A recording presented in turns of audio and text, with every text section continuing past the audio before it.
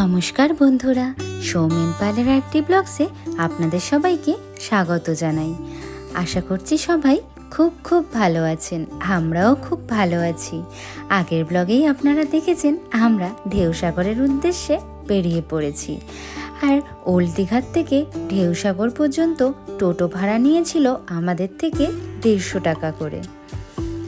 আর এই মন্দিরটি তৈরি হচ্ছে ফুরিরাদলে জগন্নাথ দেবের মন্দির।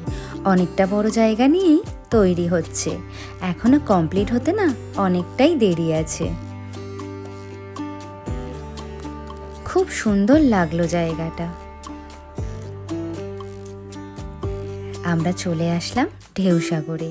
এখানে টিকিট মূল্য মাথা পিছু 10 টাকা করে। আর আমরা টয় ট্রেনেরও টিকিট কেটে নিয়েছি। টয় ট্রেনেরও মাথা পিছু টিকিট 10 টাকা করে। তাহলে চলুন এবার আমরা টয় ট্রেনে বসে একটু ভেতর দিকে যাই। আর এখানে না পিকনিকেরও সুন্দর ব্যবস্থা আছে। আর এই পার্কটি 2019 সালে পশ্চিমবঙ্গ সরকার উদ্বোধন করেছিলেন।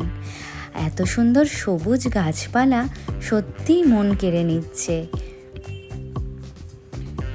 যেন অনেক দিন পর একদম অক্সিজেন পেয়ে গেছি। আর এগুলো হলো ছোট ছোট দোকান। এই দোকানে আপনারা খাবারও খেতে পারবেন, বিকালে স্ন্যাক্স। খুব একটা বেশি দাম নয়। চলুন আর একটু উপর দিকে যাওয়া যাক। তবে এই দোকানগুলো কিন্তু সকালবেলায় বন্ধ থাকে। আপনারা ঢেউসাগরে আসলে চেষ্টা করবেন বিকেল বেলায় আসার, মানে 4টের পর থেকে। এটা হলো ঢেউসাগরের একদম শেষ প্রান্ত। কি সুন্দর লাগছে দেখুন জায়গাটা। এদিকে সমুদ্রের ঢেউ জাস্ট অসাধারণ। আবার ঘুরি ঘুরি বৃষ্টিও পড়ছে। অনেকদিন পর আমাদের দুজনের চোখে পড়ল এই রেইনবোটা।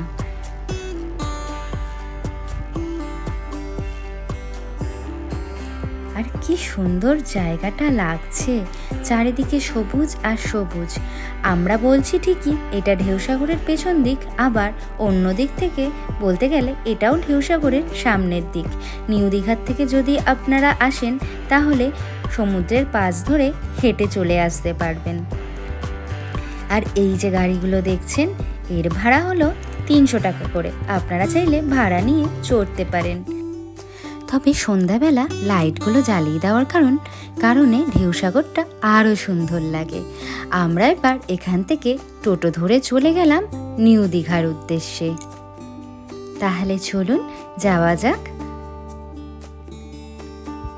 আর ঢেউসাগরের পাশেই রয়েছে সুন্দর সুন্দর আরও হোটেল। নিউ দীঘায় এসে এখান থেকে আমরা একটু নিয়ে নিলাম কাজু। নিয়ে আমরা আবার ওখান থেকে টোটো ধরে রওনা দিলাম ওল্ড দীঘার দিকে। দেখুন একবার ওল্ড দীঘাটা, যেখানটা সকালবেলা পুরোপুরি ফাঁকা ছিল সেই জায়গাটা এখন একবার দেখুন। কোন দিক দিয়ে হাঁটবো বুঝতেই পারছি না। ওল্ড দীঘা হয়ে চলে আসলাম এবার হোটেলে।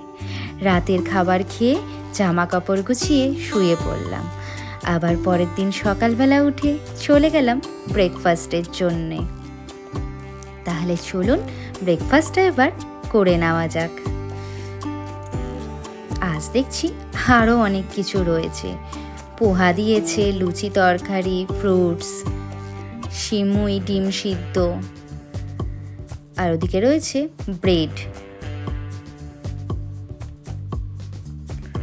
আর তাছাড়া কর্নফ্লেক্স খেতে চান, কর্নফ্লেক্স, দুধ কর্নফ্লেক্সও খেতে পারেন।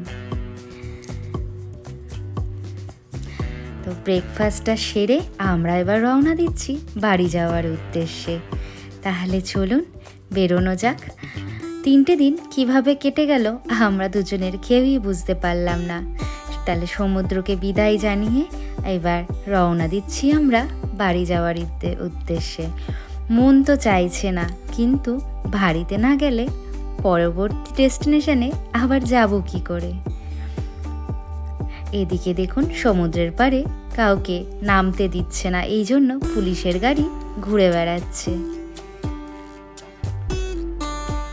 কি সুন্দর লাগছে জলটা, মনে হচ্ছে না বাড়ি যাই, কিন্তু বাড়িতে তো যেতে হবে।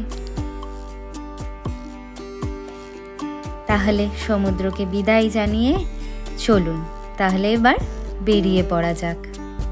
এই সেই দাবার গুটিগুলো।